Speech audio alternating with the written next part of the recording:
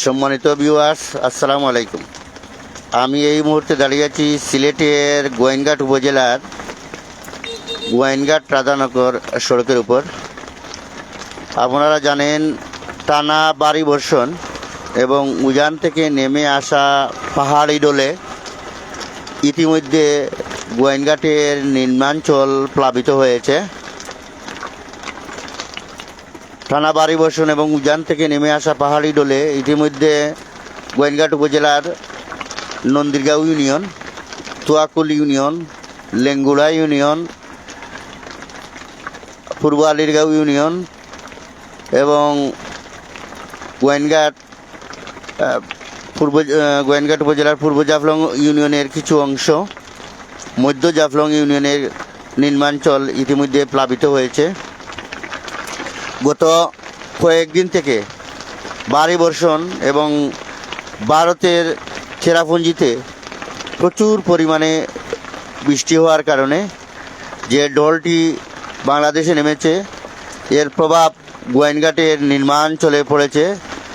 আপনারা দেখতে পাচ্ছেন যে গোয়েনঘাট রাধানগর সড়কে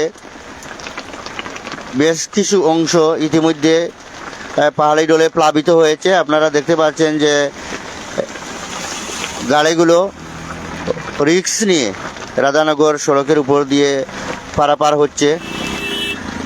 এই পাহাড়ি ডোলে গোয়েনঘাটের চলাচলে ব্যাপক ক্ষতিগ্রস্তর মধ্যে পড়েছে।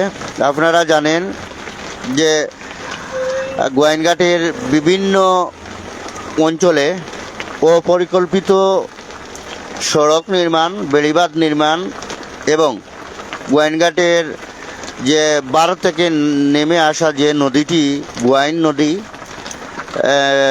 গোয়াইন নদী যেটি ডাউকি থেকে নেমেছে, এই নদীটি খনন না করায় নদীর পানি আসলে দ্রুত অপসারণ না হয়ে ফুলে উঠে এই গোয়েনঘাট উপজেলার নিম্নাঞ্চল প্লাবিত করেছে। ইতিমধ্যে যে গোয়েনঘাটের বেশ কয়েকটি সড়কের পানি তলিয়ে গেছে, সড়কের কিছু কিছু অংশ, তার মধ্যে রয়েছে গোয়েনঘাট রাধানগর সড়কটি। আমরা সরেজমিন এখানে থেকে আপনাদেরকে দেখাচ্ছি যে আসলে বন্যার পরিস্থিতি গোয়েনঘাট উপজেলার গোয়েনঘাট উপজেলার মধ্যে যে নদীগুলি রয়েছে, নদীগুলি খনন না করায় পাহাড় থেকে নেমে আসা পানি ফুলে এই অঞ্চলকে প্লাবিত করে ফেলেছে। আসলে গত কয়েকদিন থেকে যে টানা বৃষ্টি হচ্ছে, এই স্থানীয়ভাবে এখানে বন্যার বৃষ্টির পানি এখানে জমা হয়ে দ্রুত অপসারণ হচ্ছে না নদী খনন না করায়। অপরদিকেও ভারতের উজান থেকে নেমে আসা যে পাহাড়ি ডোল, এই ডোলটি গোয়েনঘাটের এই জাফলং সীমান্ত দিয়ে এবং বিছনাকান্দি সীমান্ত দিয়ে বেরোচ্ছে। অপরদিকে জৈন্তা উপজেলা থেকে সারি নদী হয়ে গোয়েনঘাটে এই বন্যার পানি প্রবেশ করছে। আপনারা জানেন যে গোয়েনঘাটের পূর্ব আলীরগাঁও ইউনিয়নে একটি বাঁধ রয়েছে, অপরিকল্পিত বেড়িবাঁধ, হিদারখাল বাঁধ। হিদারখালের উপর অপরিকল্পিত বাঁধ থাকায় পানির স্রোত হিদারখাল দিয়ে প্রবাহিত হতে পারছে না। পানি বাধাগ্রস্ত হয়ে গোয়েনঘাটের উত্তরাঞ্চলে অর্থাৎ পূর্ব জাফলং, আলীরগাঁও এবং মধ্য জাফলংয়ের পানি এখানে জড়ো হয়ে বিশাল আকারে বয়ে যাচ্ছে।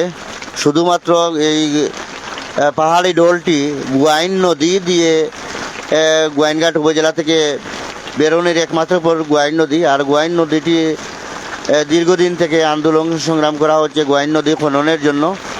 এই নদীটি খনন না করা এবং হিদারখাল যে অপরিকল্পিত বেড়িবাঁধ, হিদারখালের অপরিকল্পিত বেড়িবাঁধটি কেটে না দেওয়ায় যে বন্যার সৃষ্টি হয়েছে আমরা আপনাদেরকে দেখাচ্ছি যে গোয়েনঘাটের আজকের যে বন্যা পরিস্থিতি। আমরা এই মুহূর্তে দাঁড়িয়েছি গোয়েনঘাট জাফলং গোয়েনঘাট রাধানগর সড়কের মধ্যবর্তী স্থানে গড় আর উপরাংশে। এখানে আপনারা দেখতে পাচ্ছেন যে বন্যার পানিতে ইতিমধ্যে তলিয়ে গেছে, যে এখানে যে যাত্রীবাহী বা পণ্যবাহী যানবাহন চলাচলে অনেকটা বাধাগ্রস্ত হচ্ছে এবং অনেকে এখানে পানির গতিসীমা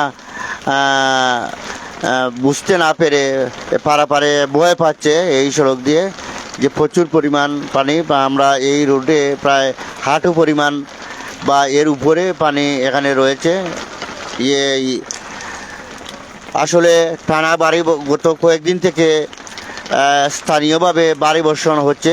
এছাড়া আমাদের ওপারে অর্থাৎ উজান ভারতের চেরাপুঞ্জিতে প্রচুর পরিমাণে বৃষ্টি হওয়ায় এই বন্যার সৃষ্টি হয়েছে, যা চেরাপুঞ্জি হয়ে গোয়াইন নদী দিয়ে প্রচুর পরিমাণ পানি এখানে প্রবেশ করে আজ এই গোয়াইনঘাটের নিম্নাঞ্চল প্লাবিত হয়ে আমরা দেখতে পাচ্ছি যে গোয়াইনঘাট রাধানগর সড়কে যে পরিমাণ পানি লক্ষ্য করা যাচ্ছে। আপনারা দেখতে পাচ্ছেন যে এই বন্যার পানিতে একটি সিএনজি গোয়াইনঘাট রাধানগর সড়ক দিয়ে আসছে, যে কী পরিমাণ পানি এই রাস্তার উপরে। আমরা গোয়াইনঘাট উপজেলার এই মধ্য জাফলং ইউনিয়নের এই যে বন্যার পরিস্থিতি, যেটি অত্যন্ত ভয়ানক। যদি এভাবে বন্যা পরিস্থিতি যদি আরও বন্যার পানি যদি বাড়ে, তাহলে গোয়াইনঘাটের আরও বেশ কয়েকটি সড়ক তলিয়ে যাওয়ার আশঙ্কা করা হচ্ছে। তার মধ্যে রয়েছে গোয়াইনঘাট শালটিকর সড়ক এবং গোয়াইনঘাট সারিঘাট সড়ক। এভাবে যদি ভারতীয় স্রোত নামে, তাহলে এই সড়কগুলা তলিয়ে যাওয়ার আশঙ্কা করা হচ্ছে। আপনারা দেখতে পাচ্ছেন যে এখানে একজন মোটরসাইকেল চালক পানির গতি দেখে এদিকে না আসে গোয়াইনঘাটের উদ্দেশ্যে রওনা দিয়েছেন। তো আমরা গোয়াইনঘাটের সাধারণ মানুষ এই বন্যা পরিস্থিতি হয়তো যেভাবে এখন আকাশের অবস্থা খারাপ, যদি এভাবে বৃষ্টি হয় তাহলে বন্যা পরিস্থিতি ভয়াবহতার দিকে যেতে পারে। আপনারা গোয়াইনঘাটবাসী সতর্ক থাকার জন্য অনুরোধ করছি এবং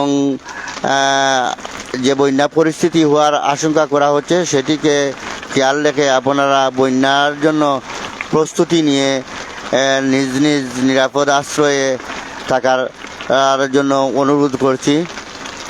তো সম্মানিত ভিউয়ার্স, আসলে আমি আবার বলছি যে টানা ভারী বর্ষণ এবং উজান থেকে নেমে আসা এই পাহাড়ি ঢল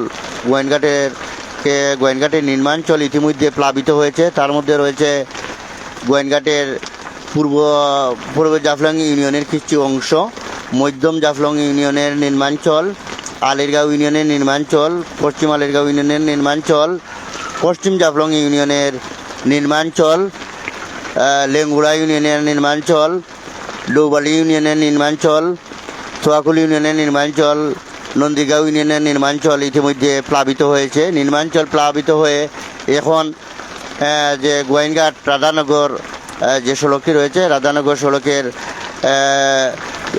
বেশ কয়েকটি অংশ ইতিমধ্যে বন্যার পানিয়ে তলিয়ে গেছে। এভাবে পানি যদি বাড়তে থাকে তাহলে কিন্তু গোয়াইনঘাটে বড় ধরনের বন্যার আশঙ্কা করা হচ্ছে।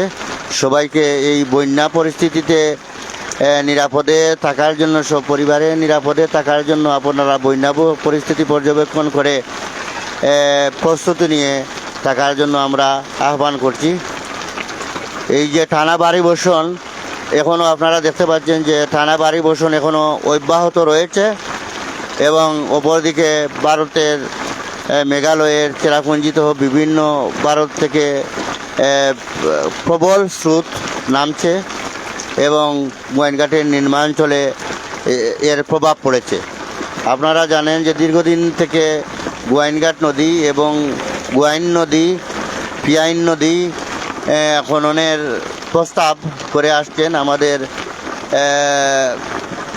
কোম্পানিগঞ্জ উপজেলা পরিষদের সাবেক চেয়ারম্যান প্রয়াত নেতা জনাব এম তৈয়বুর রহমান সেই এরশাদের আমল থেকে দোলাই নদী, পিয়াইন নদী, গুয়াইন নদী খননের দাবিতে তিনি অনেক লেখালেখি করেছেন, অনেক আন্দোলন করেছেন এবং অনেক পত্রিকায়, ইলেকট্রিক এবং প্রিন্ট মিডিয়ায় এর দাবি জানিয়ে এসেছিলেন। কিন্তু তিনি আজ আমাদের মাঝে নেই, তার আত্মার মাগফিরাত কামনা করছি। তিনি নদীগুলা খননের জন্য এতবার দাবি জানানোর পরেও এখন পর্যন্ত আমরা নদীগুলা দোলাই, পিয়াইন এবং গুয়াইন নদী খননের উদ্যোগ এখন পর্যন্ত বাস্তবায়ন হয়নি। এই নদীগুলা খনন না করায় ভারত থেকে নেমে আসা যে বৃষ্টির যে জল, এই প্রবল স্রোত একমাত্র গুয়াইন নদী দিয়ে সুরমায় অবহিকা গিয়া প্রবাহিত হয়। কিন্তু এই গোয়াইনঘাট নদীগুলা খনন না করায় নদীর মধ্যে দেখা যাচ্ছে যে বন্যার যে প্রবল স্রোত, ভারত থেকে নেমে আসা যে পানির ঢল, এই ঢলগুলো সাথে সাথে প্রভাবিত হচ্ছে না, যার কারণে এই পানিগুলা জমাট হয়ে গোয়াইনঘাটের প্রতি বছর এই বন্যার মুখোমুখি করে তোলে। আপনারা জানেন যে এভাবে অপরিকল্পিত বাঁধ এবং বিভিন্ন সড়ক এছাড়া নদীগুলা খনন না করায় 2022 সালে যে বন্যা পরিস্থিতির সৃষ্টি হয়েছিল সেটি সারা দেশের তথা গোয়াইনঘাটের ইতিহাসে সর্ববৃহৎ বন্যা হয়েছিল 2022 সালে। প্রতি বছরই নদীগুলা খনন না করায় প্রতি বছরই এ ধরনের বন্যার আতঙ্কিত হয়ে থাকে গোয়াইনঘাট উপজেলার মানুষ। আমাদের গোয়াইনঘাট উপজেলায় আসলে আশ্রয় নেওয়ার মতো প্রায় 5 লক্ষ মানুষ, আশ্রয় নেওয়ার মতো তেমন কোনো স্থান নেই আমাদের গোয়াইনঘাটে। 50 থেকে 60টি ফ্লাড সেন্টার আছে, যেগুলো আসলে 2022 সালে যে বন্যা আশ্রয় কেন্দ্রগুলো আমাদেরকে গোয়াইনঘাটবাসীকে শতভাগ নিশ্চয়তা দিতে পারেনি, নিরাপদ আশ্রয়ের ব্যবস্থা করতে পারেনি। গোয়াইনঘাটের মানুষ 2022 সালে ফতেপুর ইউনিয়ন সহ সিলেট শহরের বিভিন্ন বাসাবাড়ি এবং বিভিন্ন হোটেলে আশ্রয় নিয়েছিল। এই বর্তমান যে পরিস্থিতি, গোয়াইনঘাটের বন্যা পরিস্থিতি থেকে উত্তোলনের জন্য গুয়াইন নদী, পিয়াইন নদী এবং দোলাই নদী দ্রুত খনন সময়ের দাবি। আমরা চাই আগামী শুকনো মৌসুমে সরকারের পক্ষ থেকে এই নদীগুলো খননের জন্য যেন উদ্যোগ নেওয়া হয় এবং গোয়াইনঘাটবাসীকে যেন বর্ষা মৌসুমে প্রতিদিন আতঙ্কিত হয়ে না থাকতে হয়, সে বিষয়ে সরকারের পক্ষ থেকে ব্যবস্থার দাবি জানিয়ে আমি এই মুহূর্তে রাধানগর সড়ক থেকে লাইভ থেকে বিদায় নিচ্ছি। সবাইকে আসসালামু আলাইকুম।